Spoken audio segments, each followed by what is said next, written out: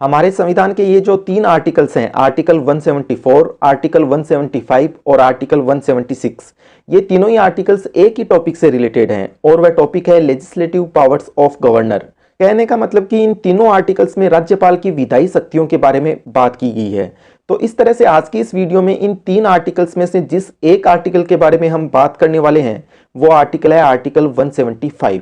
इस आर्टिकल की हेडिंग है right of governor to address and send messages to houses, यानी सदनों में अभिभाषण का और उनको संदेश भेजने का राज्यपाल का अधिकार।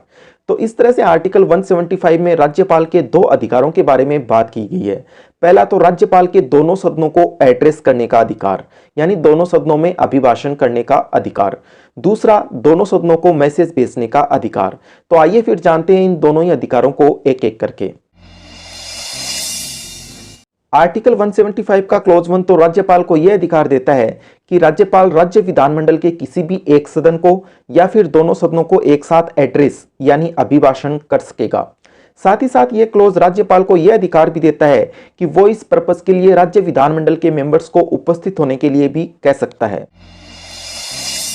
आर्टिकल 175 का क्लॉज 2 राज्यपाल को यह अधिकार देता है कि राज्यपाल राज्य विधानमंडल के किसी भी सदन को कोई मैसेज या संदेश भेज सकता है और यह मैसेज राज्य विधानमंडल में पेंडिंग किसी बिल से रिलेटेड भी हो सकता है या फिर किसी भी दूसरी तरह का मैसेज भी हो सकता है। और इस तरह से जब राज्यपाल द्वारा राज्य विधानमंडल के किसी सदन को मैसेज भेजा जाता है तो फिर वह सदन जो है वो उस मैसेज पर जितना जल्दी पॉसिबल हो सके उतना जल्दी विचार करता है। इस तरह से आर्टिकल 175 में राज्यपाल के इन 2 ही अधिकारों के बारे में बात की गई है, यानी राज्य विधानमंडल के सदनों को एड्रेस करने का अधिकार और मैसेज भेजने का अधिकार। और ये दोनों ही अधिकार लेजिस्लेटिव पावर्स ऑफ गवर्नर यानी राज्यपाल की विधायी शक्तियों के टॉपिक से रिलेटेड हैं। ये तो मैं आपको पहले ही बता चुका हूं।